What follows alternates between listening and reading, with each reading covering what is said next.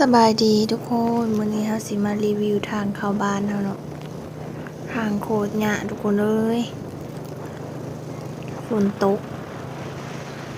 กดินในทรงนี้ตอนนี้ก็ยังยิอยู่เนาะตอนนี้ค่อยไปโรงเรียนแล้วค่อยมาแล้ว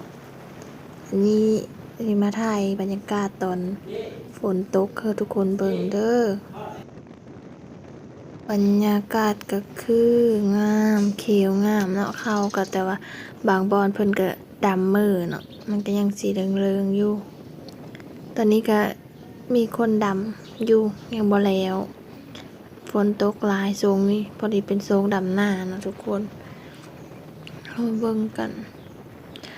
ปีนี้เป๊ปซี่บ่ได้ดำหน้าเนาะหวานแล้วก็ยอดหมดแล้วเนื่องจากว่าบ่มีคนแต่มันก็เบาแห้งตัวเองไปนำเนาะทุกคนเลยเดี๋ยวจากมือสิเอาถ่ายให้ทุกคนเบิ่ง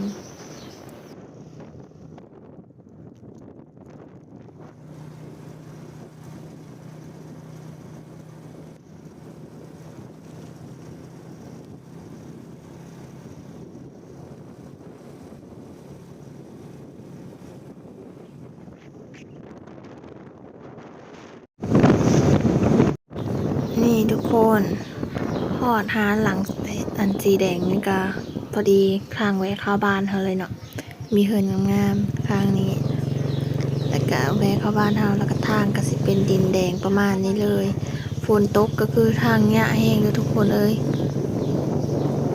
ไปเบิ่งเลยสุดเลยสุดทางจนฮอดเฮิรนทางหญ้าทุกคนเอ้ยมีคนกำลังมาจะดำหน้าแล้วมั้ง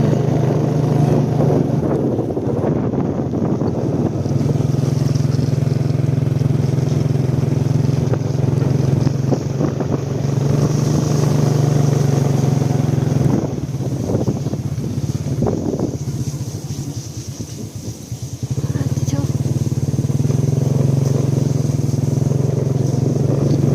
สุด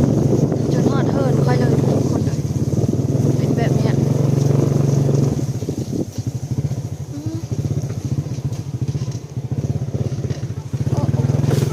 โอ้ตายคือล่องไปจังซี่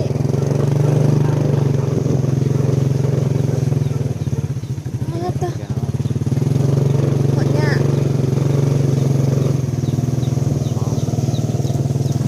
ตกลง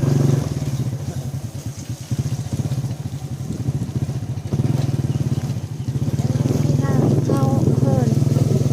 คือเป็นแบบนี้เลย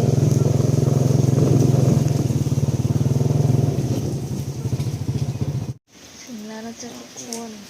อยากเปื่อนเบิดเป็นโต๊ะ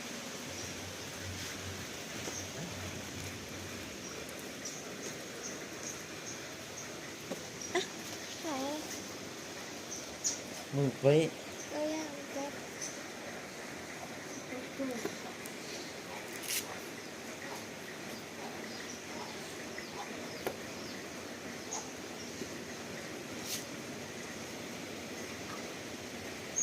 บ้านวัด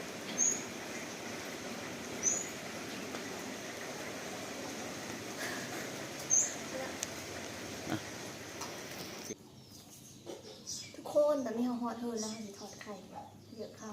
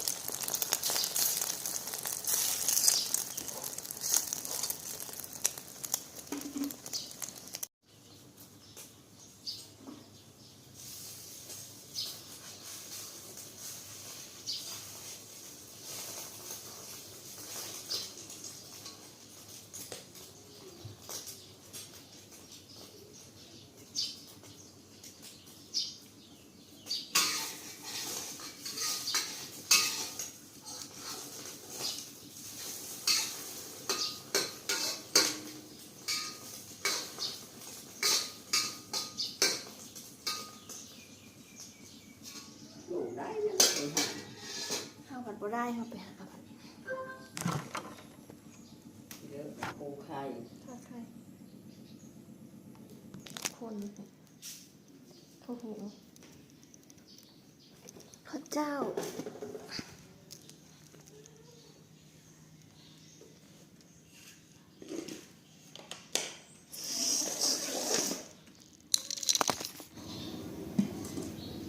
ฟ้ามันบ่เห็นแล้วจะต้องปลายสิเดี๋ยวมันฟ้ามันเห็นแล้วมาฟ้ามอกอะ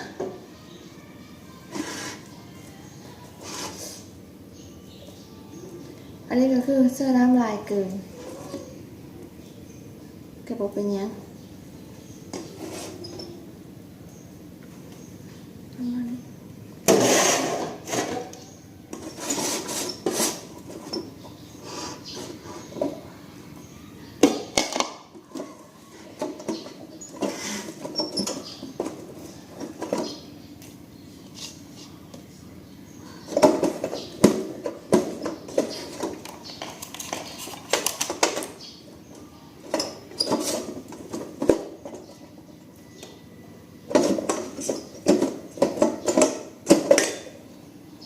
จากเลยสัก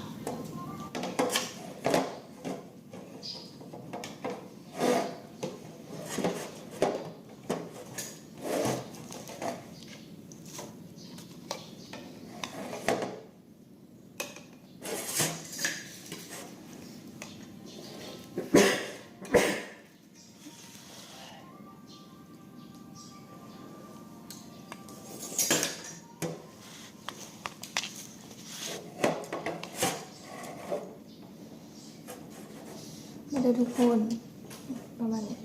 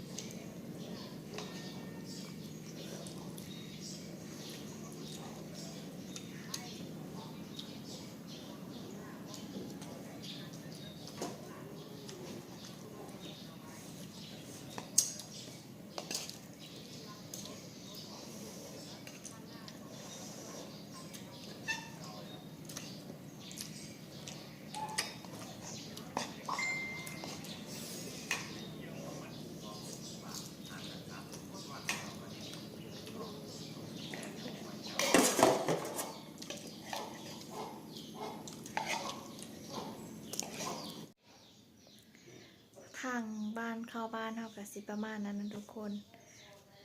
มืดฝนแล้วก็ตอนนี้ก็เศร้าแล้วตอนที่เฮายังบ่ไปไสนะบ่ได้ตกบ่ได้หยังบ่เฮาไปทางอื่นแล้วมันมีรถตกมาเลยสำหรับคลิปนี้ก็บาย